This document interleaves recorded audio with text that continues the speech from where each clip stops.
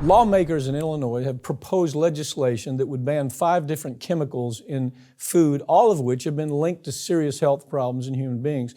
And most of the chemicals, well, they were banned overseas for decades. I've got Farron Cousins with me to talk about this story and many more stories. This Skittles, we did this story how long ago? I think it's been a couple of years. Oh, 2 or 3 years ago.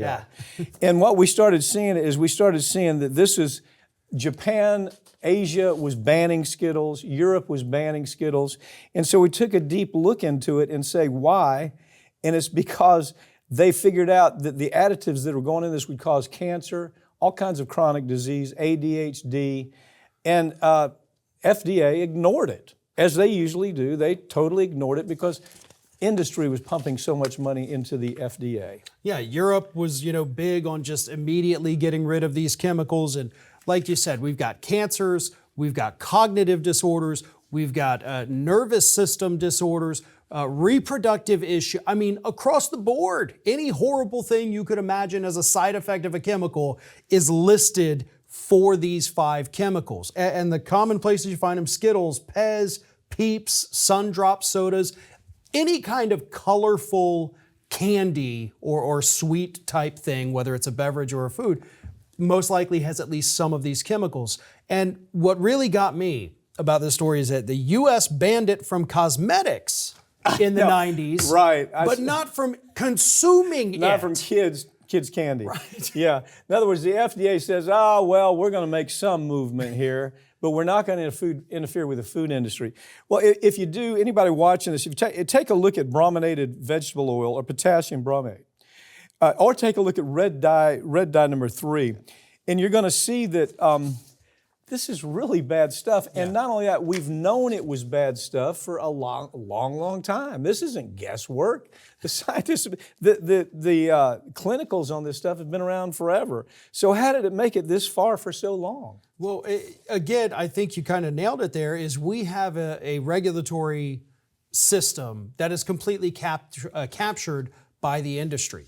So let's compare, over in Europe, what it takes for something to be taken off the market in Europe is suspicion. Mm-hmm. If we suspect that this could be causing negative health effects, we remove it, then we run our test so that nobody in the interim gets hurt.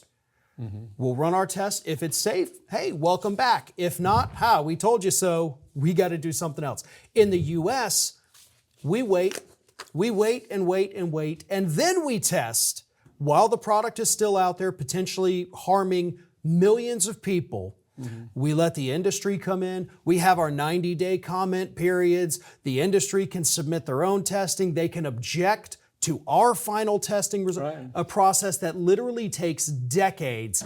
And if the final determination is yes, it hurts people and we take it off the market, it's still not done. It's been 20 to 30 years already at that point. Okay, first of all, it's worse than that, okay? Because even after you make it all through those hoops, when things start really getting tight, what the industry does is goes out and hires all these science whores. A science whore is somebody that works at a university or works with some type of foundation, and they say, we did the studies and we can't be sure. Okay, that's all they have to say. We can't be sure. In Europe, if you say we can't be sure, it's going to be pulled anyway. In the United States, there's just not enough. We need more studies. So it's just completely backwards. We know that this stuff is causing all kinds of cancers, all kinds of neurological injuries. But we say, there's some cat there at Princeton, and he says, we can't be sure. So that gives the FDA the chance to even hang on longer for the folks that are making this product. Ugly process.